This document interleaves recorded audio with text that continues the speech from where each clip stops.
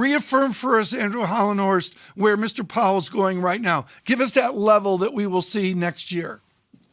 I think we're going to be at 4% or above. And really, Tom, the call is really more about inflation than it is about rates. I think rates are following where inflation is going and where inflation has been.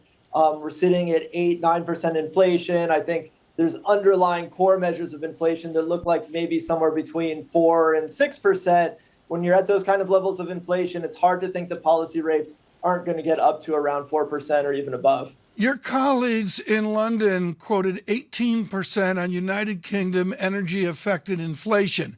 I know we're not going to get something inflammatory like that, but is your headline to Jackson Hole that we will be surprised how difficult it is to drop inflation down?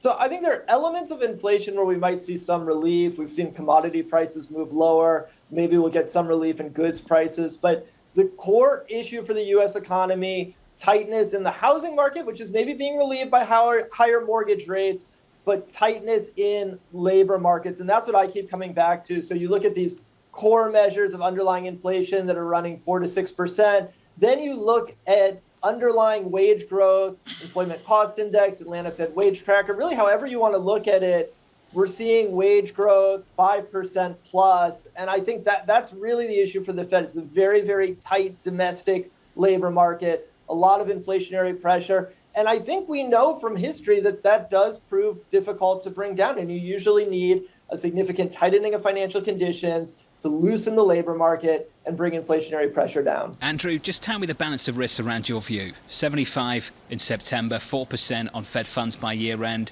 Tilted to the downside, tilted to the upside, fairly balanced. How's that change developed in the last month? So we keep coming back to this and we keep trying to reassess, at what point will we see more downside than upside risk to policy rates? And the answer we keep coming back with is that there's still more upside. I think at the September FOMC meeting, we have had some mixed data, some data on the activity side that looks pretty reassuring. If you look at, for instance, 528,000 new jobs that were created, but some data that have been uneven. So I think it's very hard to call an individual meeting. We do think they'll go 75 basis points in September. I think that the easier call or the higher conviction call is where do they need to get to eventually? How high do they need to get? And how long do they need to stay there? And I think there the risks, especially relative to the market, are very much to the upside. Remember, this is a market that is still pricing in interest rate cuts in 2023, with the Fed only getting up to a level maybe around 3.5, 375 basis points.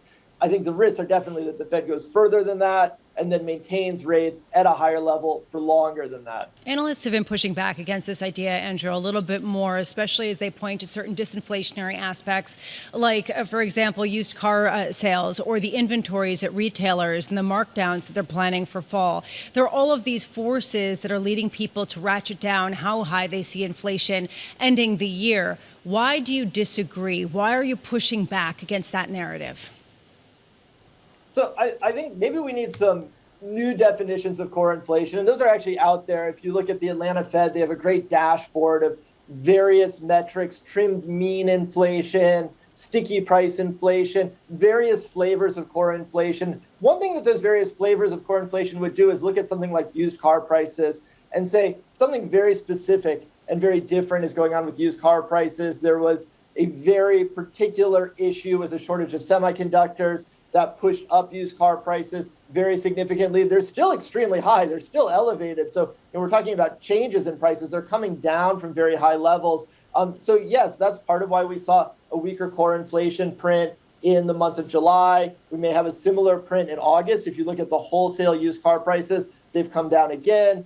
So that might end up coming through in the August core inflation print. But I think, if you listen to Minneapolis Fed President Kashkari last night, for instance, used to be one of the biggest doves amongst Fed officials, now one of the biggest hawks. What is he doing? He's looking through those kind of one-time specific elements that probably don't tell us a lot about the underlying inflationary trend, which is around 4 to 6%. And again, it really comes back to the tight labor market, costs that service providers in particular have to pass on to their customers. And so that acceleration that we've seen in wages, you'll probably see that showing up in prices. So we could actually accelerate in some components of inflation, even if, let's say, used car prices are coming down. Okay, even with that, though, a lot of analysts are saying, isn't it more likely that the Fed will raise rates to 3.5%, 3.75%, and then hold it there for a while? Be patient, wait for some of this tightening to trickle out. Why do you think that they will be unable to do that? Or do you think it's just sort of political pressure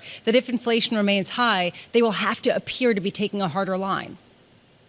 I don't think it's political pressure, Lisa. I really think it's fundamental economics, basic monetary theory, the idea that you need to get real interest rates, by which I mean the nominal interest rate minus some measure of underlying inflation, back to a level that's at least positive. I think that's probably the minimum that you need to get to have enough restraint in the economy to bring inflation down.